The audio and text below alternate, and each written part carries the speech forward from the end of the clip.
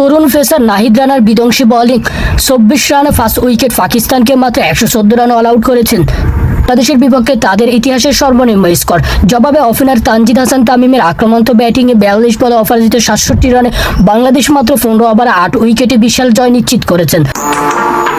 নাহিদ রানার গতির সামনে তাসের ঘরের মতো ভেঙে পড়ল প্রতিপক্ষরা। মিরপুরে নাহিদ রানার রাজত্ব প্রথম ফার্স্ট উইকেট শিকার পাকিস্তানকে একাই দোষিয়ে দিলেন এই তরুণ পেসার। সত্যিকারে গতির জট তুললেন এদিন নাহিদ। বোলারদের কাজ সহজ করে দিলেন ব্যাটসম্যানরা।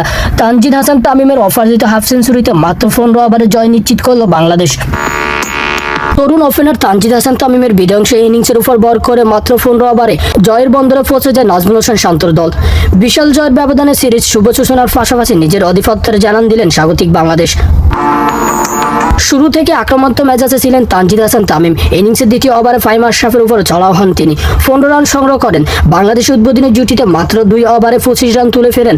এরপর দলীয় 26 রানে হোঁচট খায় স্বাগতিকরা। ব্যক্তিগত 4 রান করে শাহিনশাহ আফ্রিদির শিকার হন সাইফ হাসান। শুরুতে উইকেট হারানোর বিন্দুমাত্র প্রভাব ফেলতে পারেনি তানজিদ হাসান তামিমের উপর। অধিনায়ক নাজমুল হোসেন শান্তর সাথে জুটি বেঁধে ব্যক্তিগত জয়ের বন্ধন তৈরি করেছেন তিনি। জিতো শান্তর উইকেটে মাত্র 38 বলে 51 রানে একটি কার্যকারী জুটি গড়েন। মাত্র 32 বলে নিজের ক্যারিয়ারের পঞ্চম হাফ সেঞ্চুরি তুলে নিয়েছেন। টি-20 ম্যাচে ব্যাটিং চালিয়েছেন তানজিদ তামিম।